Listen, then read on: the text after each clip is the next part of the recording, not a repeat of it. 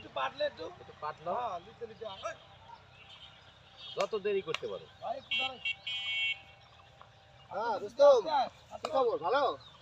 আসেন একটু আস্তে জি আছি ভালো। তা আপনি ভালো আছেন? ভালো, ব্যস্ত।